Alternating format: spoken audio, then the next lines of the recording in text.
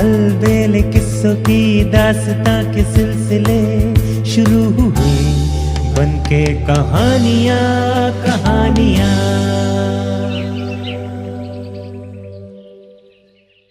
आइए सुनते हैं मुल्ला नसरुद्दीन की कहानियां जाफर से मुलाकात।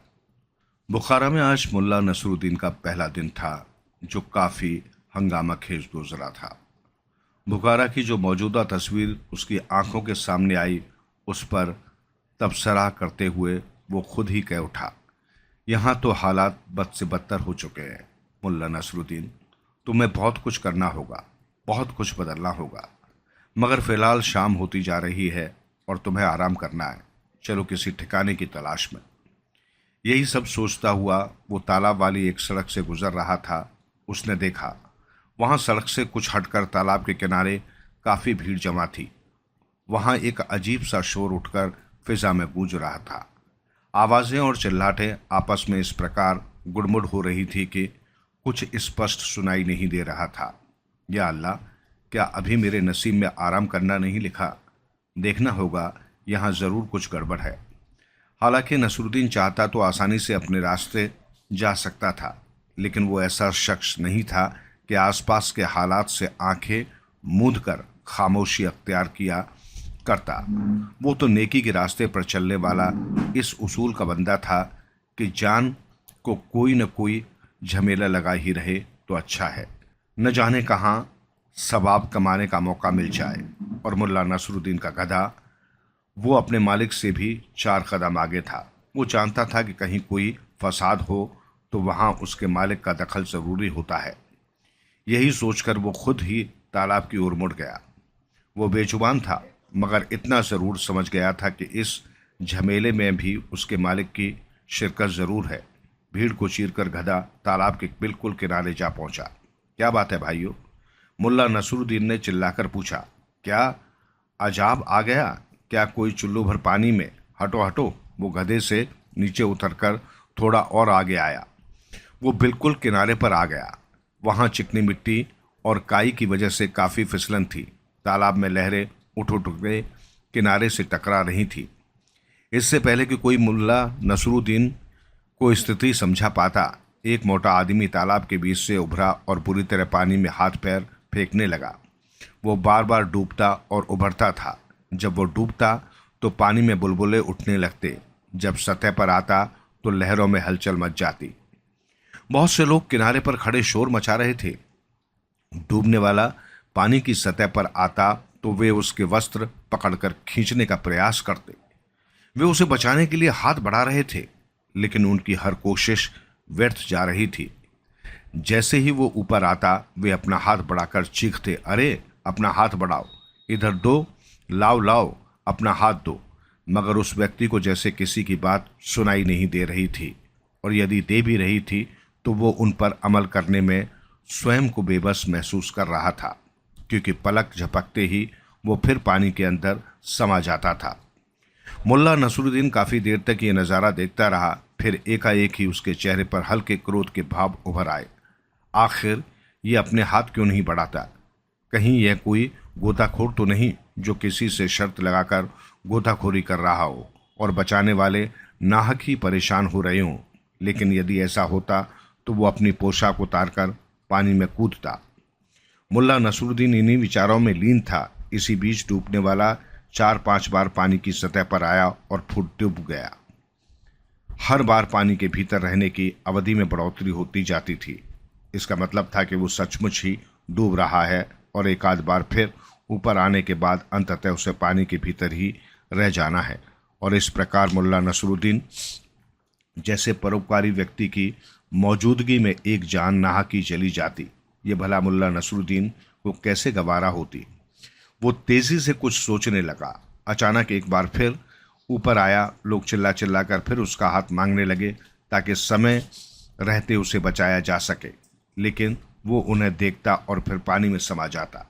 शायद कुछ भी देने की कीमत पर वो अपनी जान नहीं बचाना चाहता था, फिर भला वो उसका हाथ ही क्यों ना हो। अब मुल्ला नसरुद्दीन की समझ में सारी बात आ गई।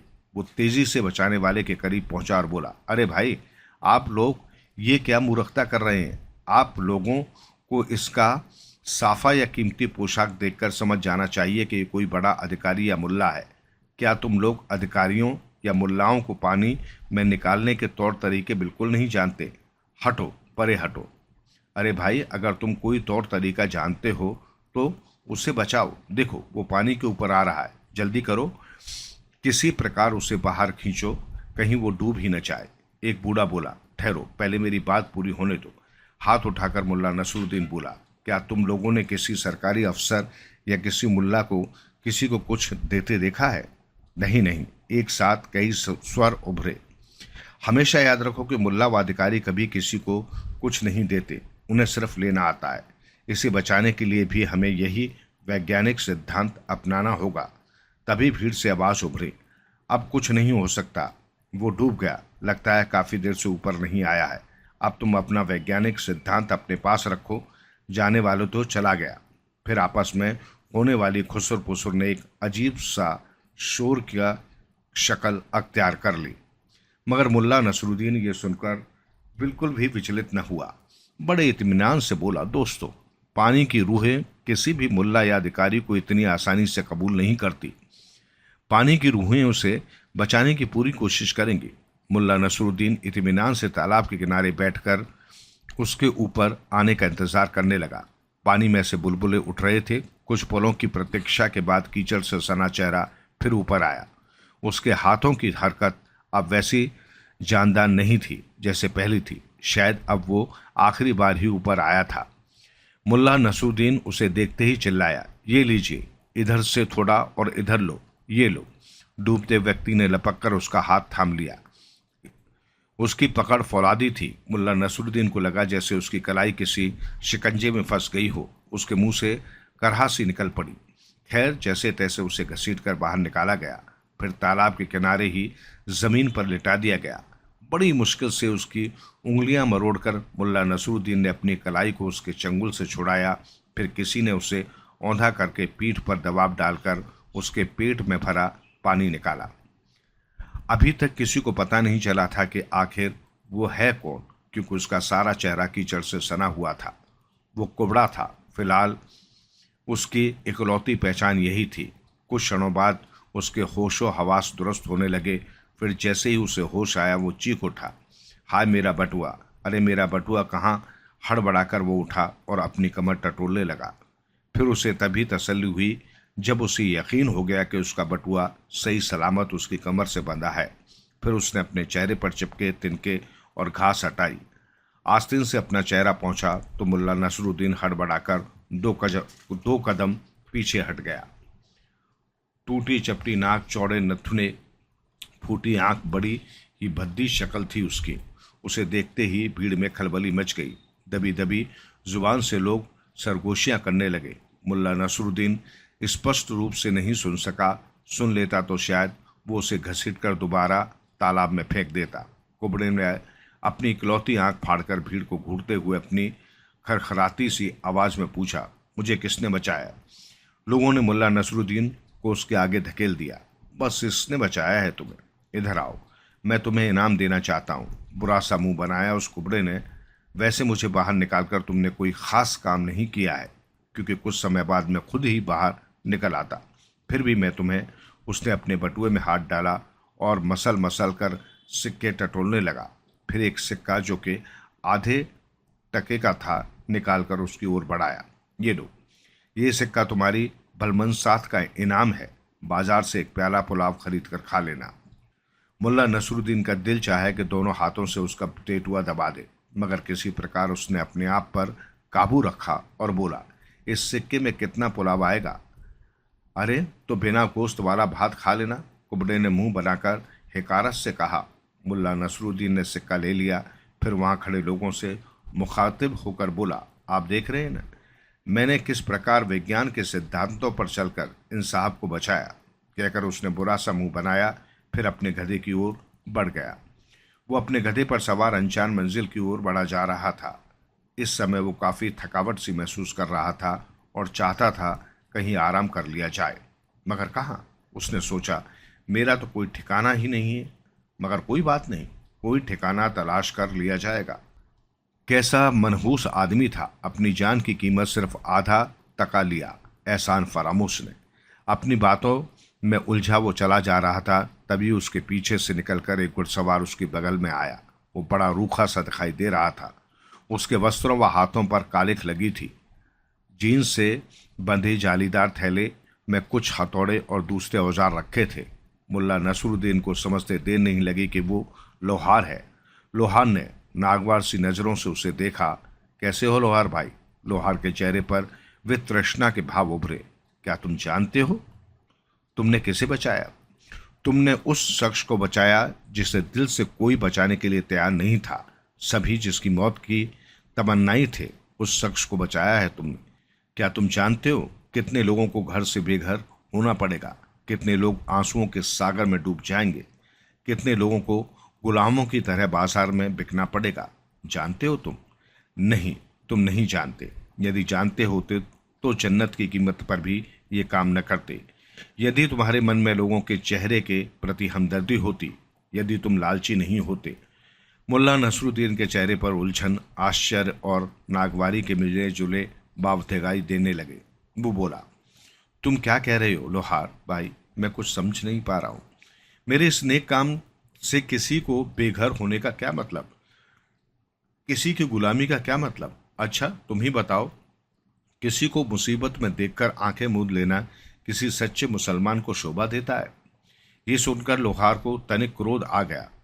तुम्हारा मतलब है कि नेकी के सबब दुनिया भर के सांप बिच्छुओं और दरिंदों को जिंदगी बख्श देना चाहिए? फिर एकाएक ही वो कुछ कहते कहते रुक गया और गौर से मुल्ला नसरुद्दीन को देखते हुए बोला, लगता है तुम यहाँ के रहने वाले नहीं हो। तुम्हारा अंदाज बिल्कुल दुरुस्त है लोहार भाई। मुल्ला नसरुद्दीन ने कहा, मैं काफ़ी समय बाद और काफ़ी दूर से यहाँ आया हूँ। इसलिए क्या इसलिए लोहार भाई? उलझकर नसरुद्दीन ने पूछा। जरा साफ साफ कहो ना, क्या कहना चाहते हो? ए परदेसी, तुमने जिसे बचाया वो इस संसार का सबसे कमीना इंसान है। वो जोक है जो नेक, गरीब और मजलूमों का खून चूसता है। बुखारा का हर तीसरा शख्स उसके जुल्मों सितम के कारण रोता और करहाता है। किसी इंसान को नहीं, सांप के बच्चे को बचाया है तुमने। मुल्ला नसरुद्दीन की आंखों के सामने उन लोगों के चेहरे कूंद गए जो सूदखोर के अत्याचारों से त्रस्त होकर तपती दोपहरी में घरों से बाहर बैठे रो रहे थे। फिर एकाएक ही सिर सा उठा, ये सोचकर कि कहीं उसने उसी जालिम सूदखोर को तो नहीं बचा लिया। ये विचार मन में आते ही सहमे से अंदाज में वो बोला, उस आदमी का नाम तो बताओ लोहार भाई, कौन है वो? क्या करता है? लोहार की आंखें नफरत से सुलग उठी। ये नफरत उसके प्रति थी जिसे मुल्ला नसरुद्दीन ने बचाया था। वो बोला, ए मुसाफिर, तूने सूदखोर जाफर की जिंदगी बचाई है। एक खूनी लक्कड़भक्के की जिंदगी बचाई है तूने। क्या कहा? एक चीख सी निकली मुल्ला नसरुद्दीन के हलक से, सूदखोर जाफर! या अल्लाह, ये मुझसे कैसा गुनाह हो गया? लानत है मुझ पर। क्या क्या? अपने दोनों हाथों को अपनी आंखों के सामने लाकर वो बोला, क्या इन हाथों से मैंने एक जहरीले सांप को पानी से निकाला है? वाकई इस गुनाह की तौबा नहीं है। हे अल्लाह, हे मेरे परवरदिगार, मेरे इस गुनाह के लिए मुझे माफ़ करना। वो डूबकर मरे और बुखारा के लोगों को उसके जुल्मों से छुट्टी मिले। ये शायद तेरी ही मर्जी थी और मैंने तेरे काम में दखल दिया है। मुझे माफ़ करना रसूल पाक। नसरुद्दीन को इस प्रकार प्रायश्चित करते देखकर लोहार भी कुछ नर्म पड़ गया। बोला, अब कुछ नहीं हो सकता मुसाफिर भाई, सबसे काम लो। जो हुआ उसे खुदा की मर्जी समझकर कबूल करो। जो मौका हाथ से निकल गया वो अब दोबारा लौटकर नहीं आ सकता। अब तो उस सूदखोर को कोई फिर से पानी में डुबोने से रहा। ऐसी बात नहीं है लोहार भाई, अब भी बहुत कुछ किया जा सकता है। जोश से भरकर मुल्ला नसरुद्दीन ने कहा, मैं मानता हूं कि मेरे हाथों एक बुरा काम हुआ है, मगर मैं कसम खाता हूं कि मैं अपनी इस गलती को सुधारूंगा। मैं उस सूदखोर को डुबोकर ही मारूंगा, इसी तालाब में डुबोकर मारूंगा। मैं अपने अब्बा की कसम खाकर कहता हूं कि मैं उसे इसी तालाब में डुबोकर मारूंगा। मेरा वादा याद रखना लोहार भाई, क्योंकि मैं बकवास नहीं किया करता। जब भी तुम सूदखोर जाफर के तालाब में डूब मरने की बात सुनो तो समझ लेना कि मैंने अपना वादा पूरा कर दिया है। समझ लेना कि बुखारा अजीम के शहरियों को मैंने गुनाह किया था, उसका बदला चुका दिया है। कहकर मुल्ला नसरुद्दीन ने अपने गधे को एड़ लगाई, फिर तेजी से आगे बढ़ गया।